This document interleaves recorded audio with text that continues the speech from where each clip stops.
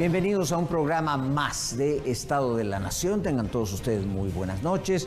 Hoy ya les había anticipado en nuestros mensajes de redes sociales que vamos a hablar acerca de todo lo que representan los bloqueos en el país, el tema del magisterio, el hecho de que muchos niños no estén recibiendo clases.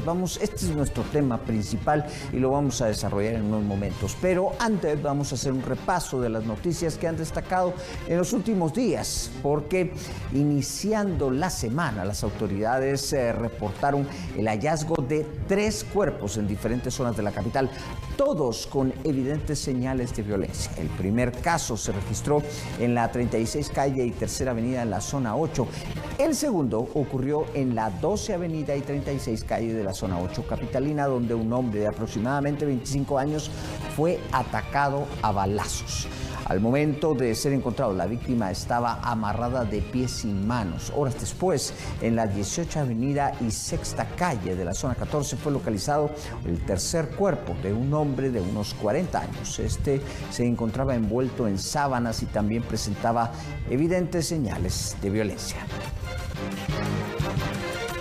Por otro lado, le quiero contar que en un video en redes sociales se observa el momento en que 2 agentes policiales son atacados en un negocio de bebidas alcohólicas ubicado en la colonia La Florida, en la zona 19, tras varias denuncias sobre un hombre que portaba un arma de fuego de manera ilegal en ese lugar.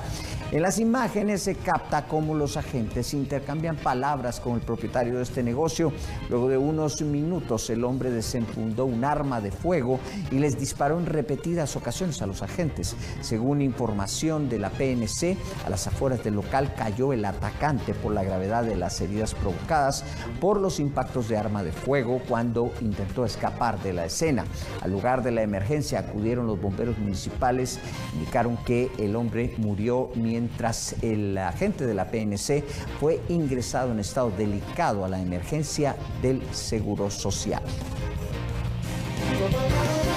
Y para continuar con esta lamentable ola de violencia que se está dando en el país, además el Ministerio Público, en conjunto con otras instituciones, desarticularon una estructura criminal dedicada al sicariato, denominada Los Tripas, los cuales operaban principalmente en la aldea San José Nacahuil, en San Pedro Ayampuc, y mediante los operativos permitieron la captura de su líder y de otras 16 personas. Según las autoridades, estos sujetos operaban en dicha aldea y fíjense ustedes cómo lo hacían: asesinaban a sus víctimas en puntos estratégicos donde no existían cámaras de seguridad desde el 16 de marzo de 2024, por lo que durante 24 allanamientos se dio la captura de todos los integrantes, afortunadamente, de esta banda. La Fiscalía resaltó que dicha estructura se vincula a 3 hechos armados en los cuales las víctimas fallecieron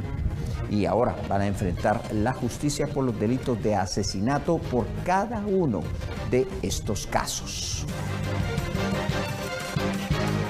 Vamos a dejar ahora los sucesos y nos vamos a ir a la resolución de la Corte de Constitucionalidad que ordenó al Sindicato de Trabajadores de la Educación, que lidera Joviel Acevedo, a poner fin a los bloqueos y ocupaciones que mantienen desde mayo en distintas sedes del Ministerio de Educación.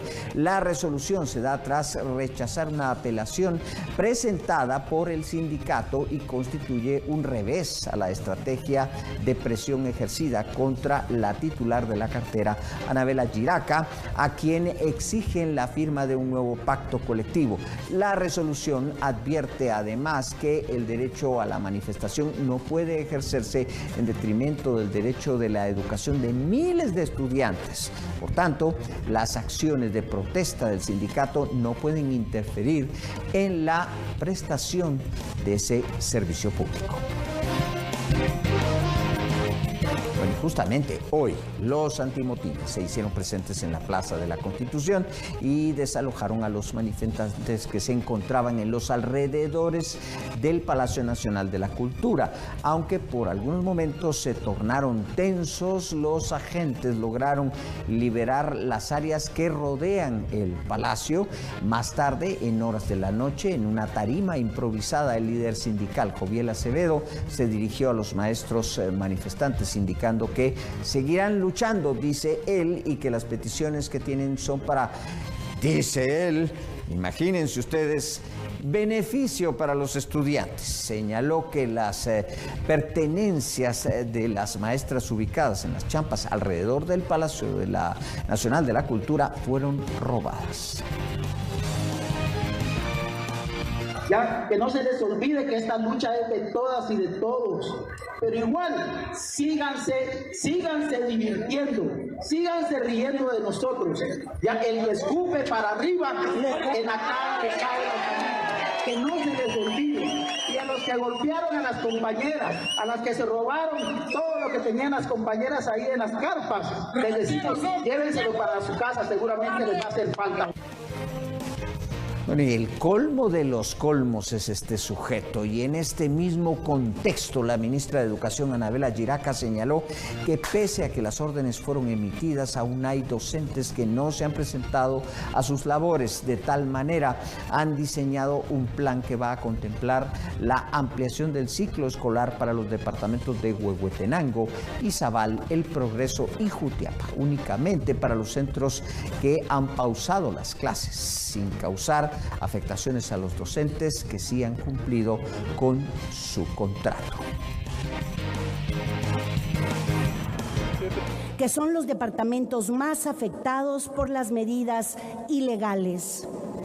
El plan contempla, primero, ampliar el calendario escolar, y esto solo en los centros afectados, garantizando el tiempo pedagógico perdido sin alterar a quienes mantuvieron su jornada normal. Estamos trabajando en una metodología con las más altas calidades técnicas para garantizar refuerzos académicos específicos. Bueno, el tema de la educación es muy, pero muy importante y lo hemos venido tratando, sobre todo porque cuando vemos estas situaciones que se están dando con el sindicato del magisterio, en este caso el STEG, y todo lo que afecta a los alumnos, pues lo podemos comparar con las pruebas de lectoescritura y matemática que verdaderamente dejan muchísimo que desear y son lamentables. Así es que para analizar todo esto, los bloqueos, para analizar el tema de la educación, hoy nuestros analistas invitados, está con nosotros la exministra de Educación, justamente, la licenciada María del Carmen Aceña, que se encuentra con nosotros, analista del Centro de Investigaciones Económicas Nacionales, y también está con nosotros el diputado Byron de la Rosa, de la Rosa, del partido Vamos. Así es que gracias a ambos por estar acá con nosotros. Licenciada Aceña, bueno, ¿cuáles son sus primeras reacciones a lo ocurrido hoy en la noche? Finalmente desalojaron, pero solo los alrededores del Palacio, ¿verdad? No la Plaza Central. Pero, ¿cómo ve los últimos acontecimientos en esto? Pues primero, buenas noches y gracias por la oportunidad de siempre hablar de educación, que es apasionante. Creo que hemos llegado a un punto donde tenemos que parar y hacer una revolución. Yo creo que el sistema educativo está agotado. Lo pudimos ver en los últimos 2 meses. Prácticamente ya no tenemos un sistema educativo que realmente esté a favor de los niños y de los jóvenes, sino que es un sistema educativo que responde a los sindicatos y no a los estudiantes. Y creo que sí tenemos que evaluarlo como sociedad, porque es el presente y el futuro de un país. Ahora, esta batalla había que librarla, por supuesto.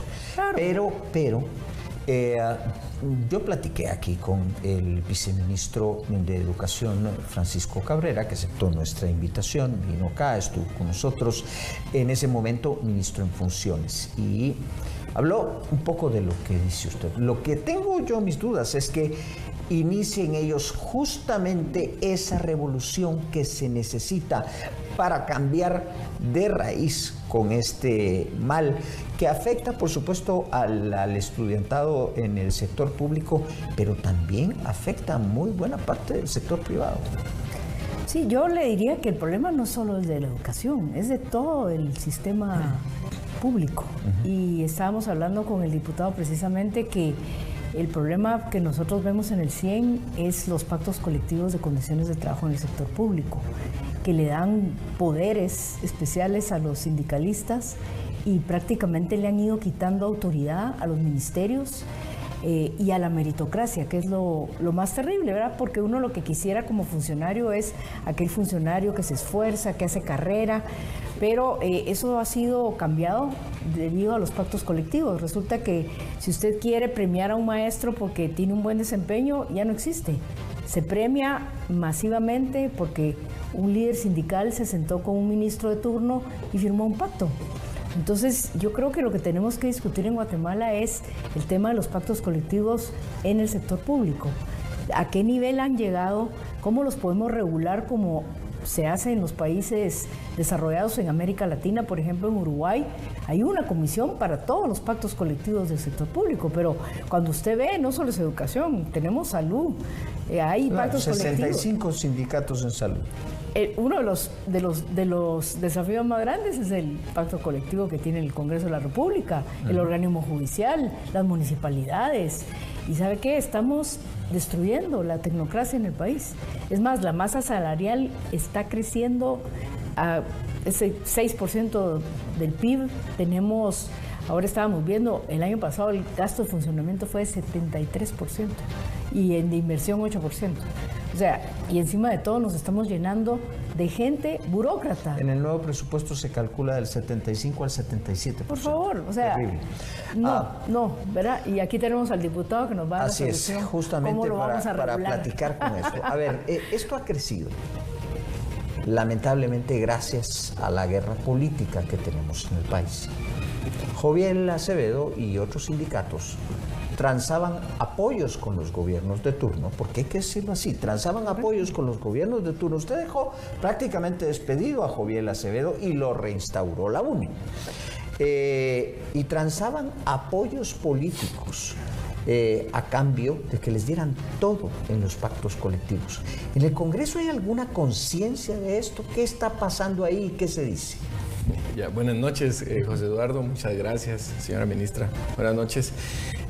Miren, francamente, yo creo que tenemos que empezar por algo que debe prevalecer no solo en la clase política, sino en toda la sociedad guatemalteca, y es precisamente el privilegiar el respeto.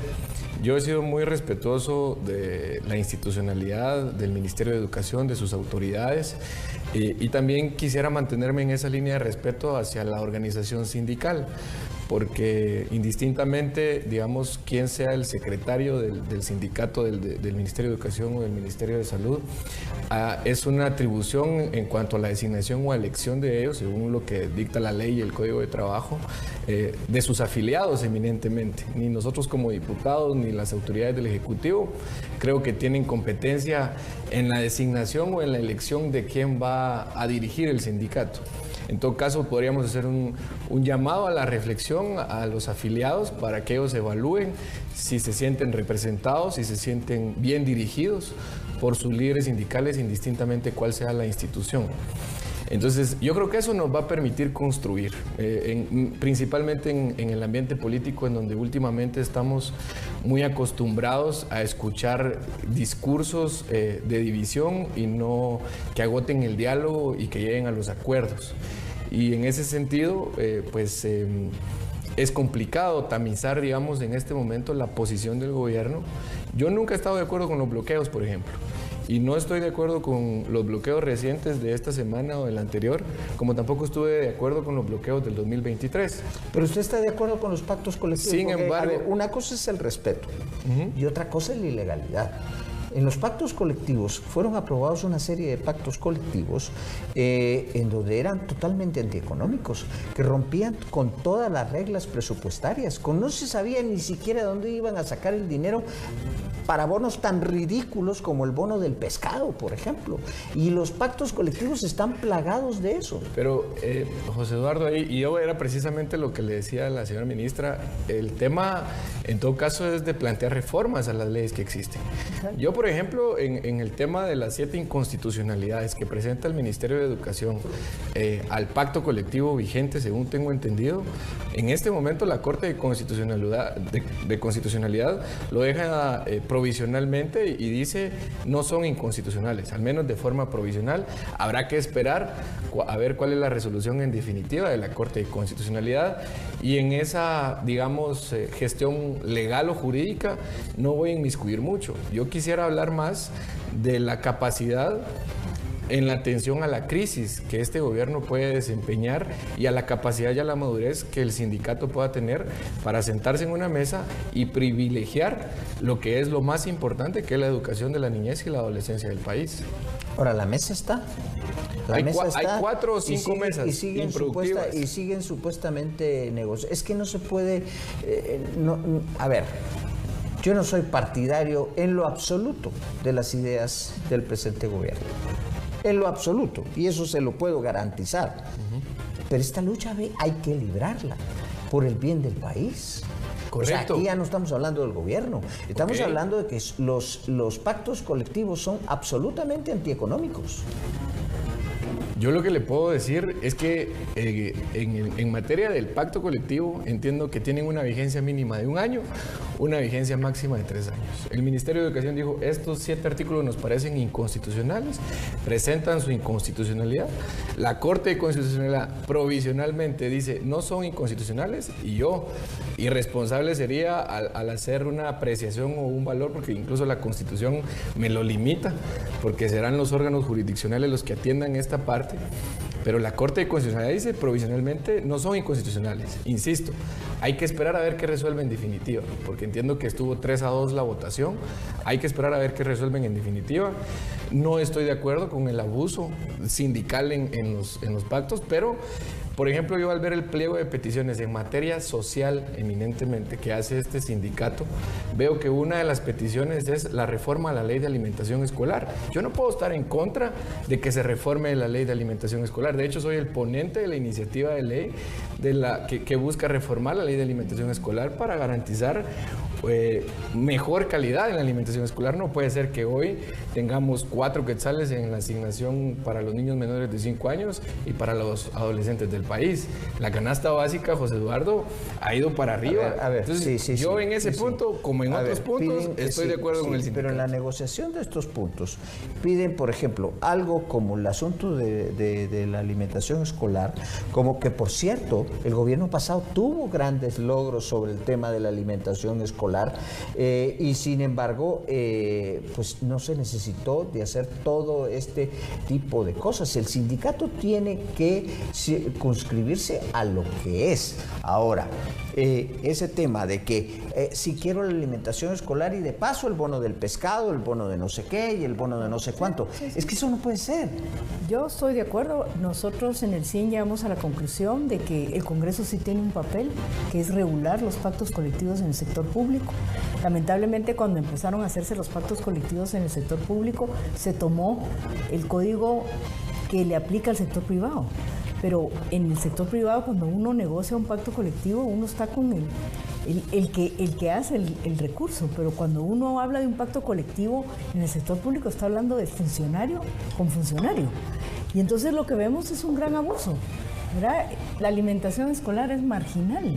Ahí lo que buscan es bonos extras, plazas y la liberación de ellos mismos, ¿verdad? La vez pasada escuché al viceministro decir que hay 73 sindicalistas liberados.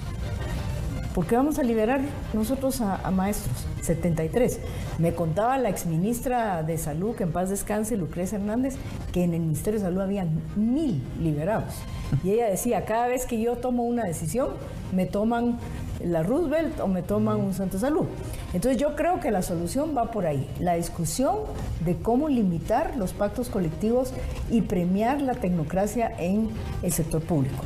Ahora, aunque esos grupos de izquierda siempre apoyaron a los sindicatos, ¿verdad? Bueno, y se apoyaron los sindicatos, etc. Lo que hemos visto en los últimos 4 gobiernos es que los gobiernos han transado con él. Pedido la ayuda de Jovial y los demás. Y especialmente el Sindicato de Educación y de este que es un líder, pero lo han hecho líder los mismos gobiernos, ¿verdad? Nosotros encontramos que él hacía política sindical, tenía asignada una escuela y resulta que no trabajaba, porque él tenía que hacer trabajo sindical y subcontrataba a otro maestro. Pero como estábamos emplazados, no lo pudimos despedir inmediatamente, lo tuvimos que hacer a través del organismo judicial, y a los 2 años, pues se dijo, despídase, se despidió, pero como se había hecho un pacto con ese gobierno de turno, lo vuelven a contratar.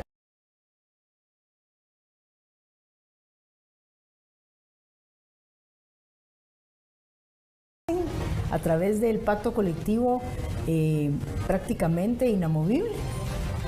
Y de ahí en adelante toda esa historia, porque si alguien quería algo en el sector público, había que ir a negociar con él.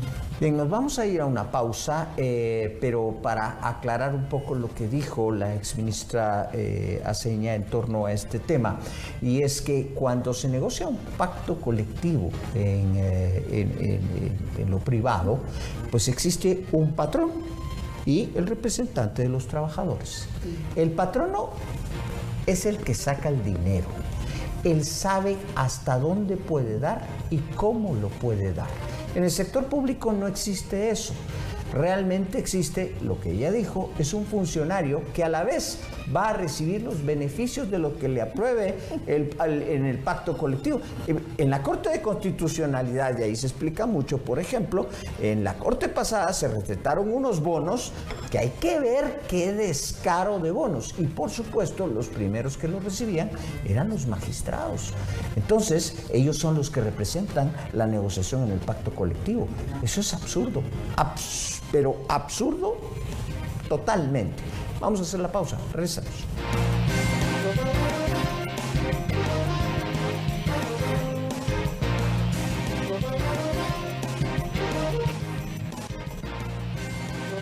Continuamos entonces platicando acerca del tema de la educación y todo lo que se está dando. Yo recuerdo muy bien que cuando se discutió la Constitución, incluso fue todo un relajo que salió a la prensa y todo, el derecho a huelga de los trabajadores del Estado. Eso fueron para la constituyente uno de los temas candentes, porque eso no existía en las constituciones pasadas. Y lo reconoce esta Constitución. Por supuesto que aquí no hay huelga, ni siquiera está declarado, esto es ilegal. Son cosas ilegales. Sí. Bien, siguiendo con esto, tenemos los bloqueos. Y esto ha pasado. Yo hace poco estuve en un país fuera, en Israel, y ahí habían protestas contra Netanyahu. Habían protestas y era mucha gente. Y venían, y cuando el semáforo estaba en rojo, se atravesaban, daban sus pancartas, daban sus alegatos. El semáforo se ponía en verde y todo el mundo se movía y pasaban los carros. Un absoluto respeto. Claro, por supuesto estaban ahí las fuerzas de seguridad para garantizar que eso se cumpliera de esta forma. Pero ya no podemos seguir con este absurdo. Y en el Congreso se deberían de clarificar las cosas. Creo que hoy se presentó una iniciativa, pero como yo ya no sé si creer en las iniciativas que se presentan muchas veces, no sé si usted supo de esa iniciativa en torno a los bloqueos. Sí, la verdad es que más allá de cuál es nuestra opinión, es bastante lamentable porque al final del día, a consecuencia de la falta de capacidad que han tenido los liderazgos desde la parte institucional, entiéndase el Ministerio de Educación, y desde la parte del sindicato, se ve obligada, digamos, la fuerza del empleado del Estado, digamos, en la cadena, en la parte más baja, entiéndase, los maestros contra los policías.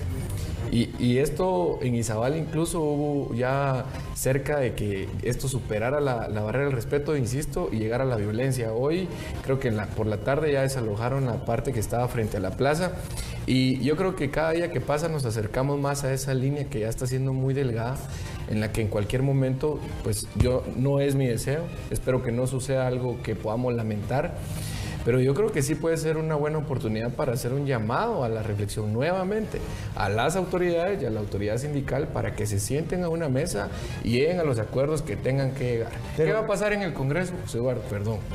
Creo que De las crisis tenemos que aprender a sacar oportunidades. Hay varias iniciativas de ley presentadas para fortalecer el sistema educativo. Yo quisiera que más de la iniciativa de ley que atañe coyunturalmente el tema de los bloqueos, porque regularmente en el Congreso vemos iniciativas de ley presentadas de forma muy coyuntural. Pues, hoy, por ejemplo, es este tema de los bloqueos, presento una iniciativa de ley en materia de los bloqueos.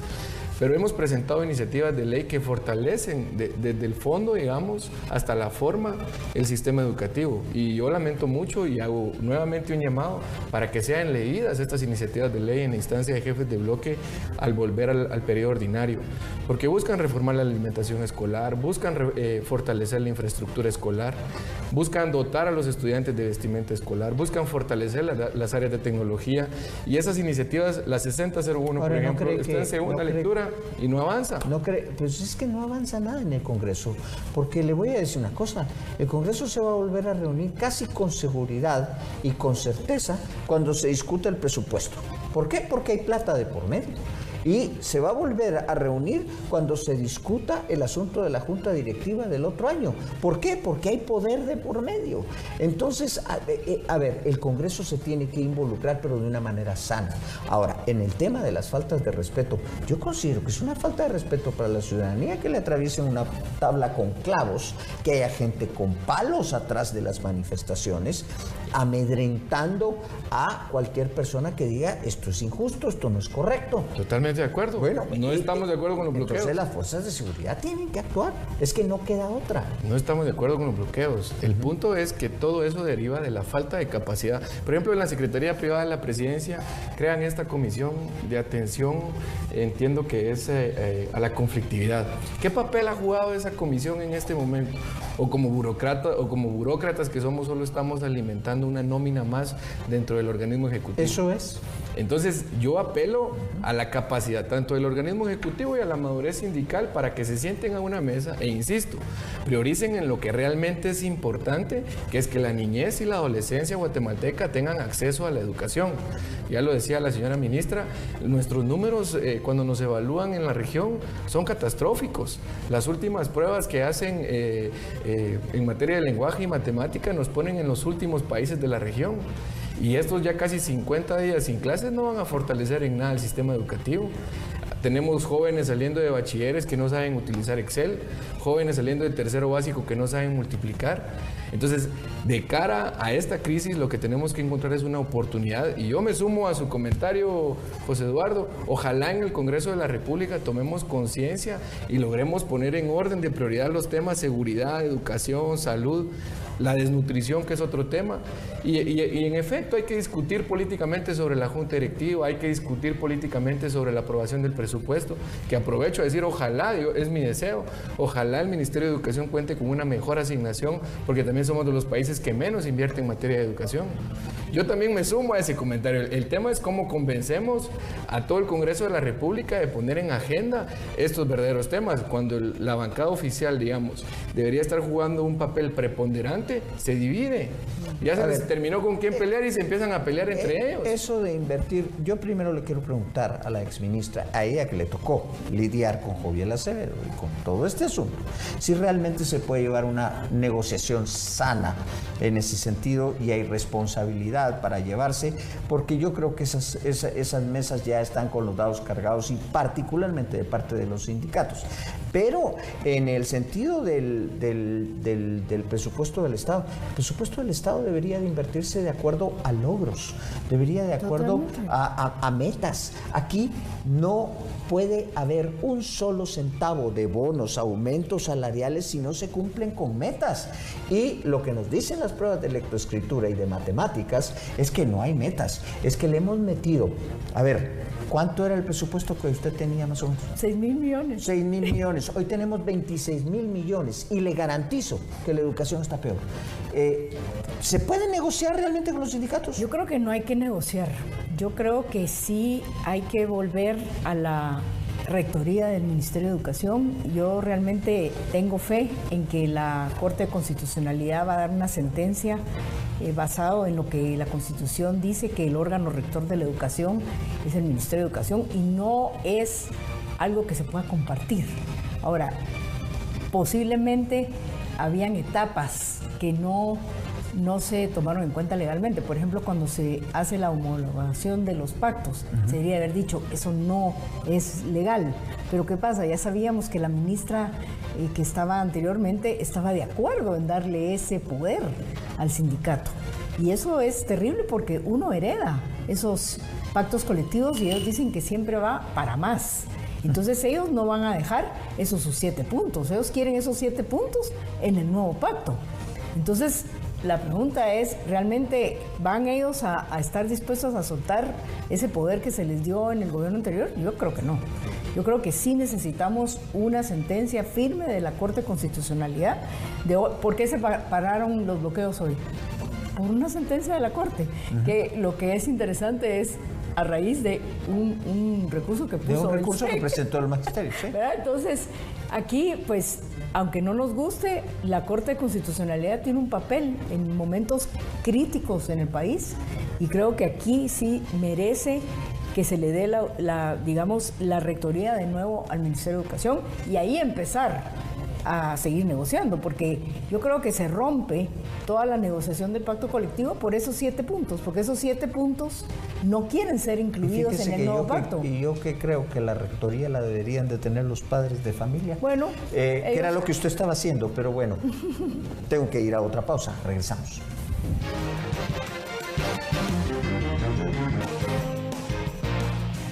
Bueno, iniciamos entonces con esta parte ya final de esta plática para ver qué conclusiones, qué cosas se pueden hacer. ¿Cómo ve usted la situación? Aparte del hecho de que pues, está muy difícil que haya una negociación de buena fe y de sentarse. Por supuesto que el Ejecutivo tiene enormes limitaciones, por no decir enorme mediocridad, pero en estas circunstancias, ¿qué hacemos? Yo insisto, José Eduardo, encontrar la oportunidad en medio de la crisis.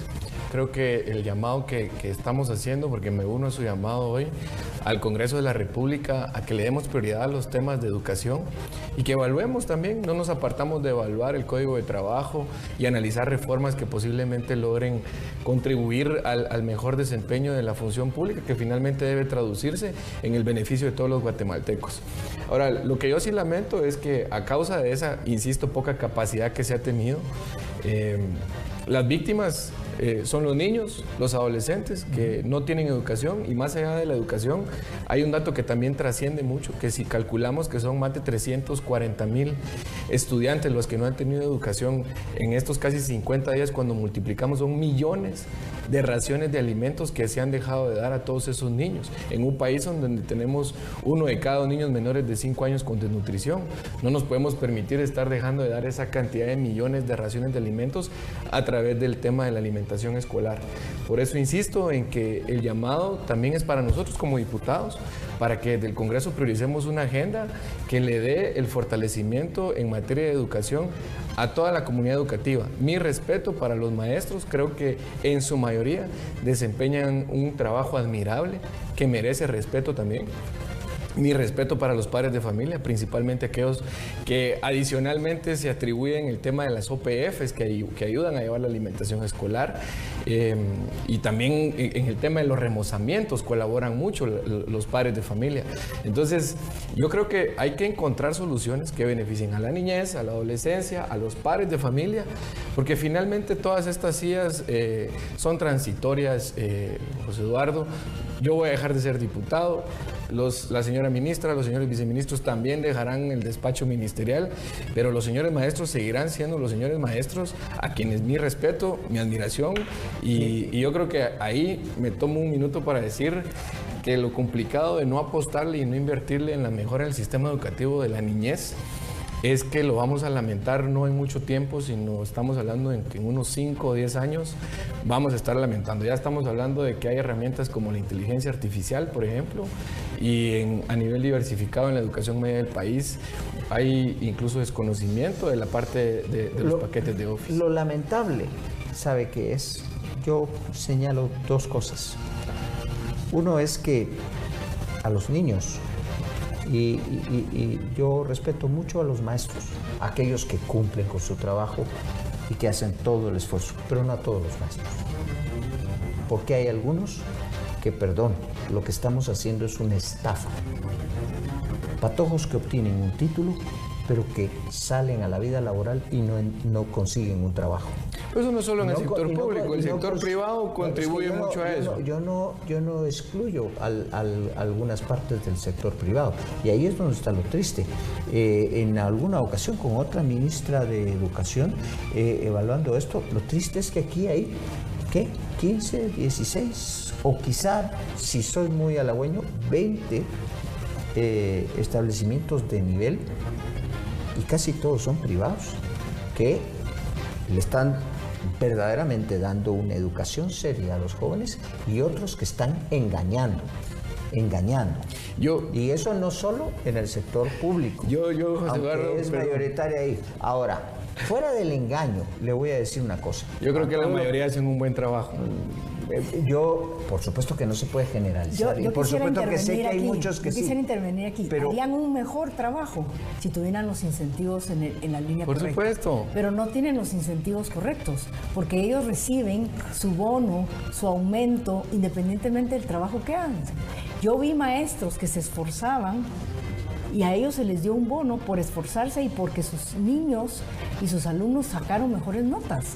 Pero ¿por qué yo le voy a aumentar masivamente a todos los empleados si no están haciendo su trabajo? Por ejemplo, ¿qué medidas administrativas va a haber para estos maestros que estuvieron en este bloqueo?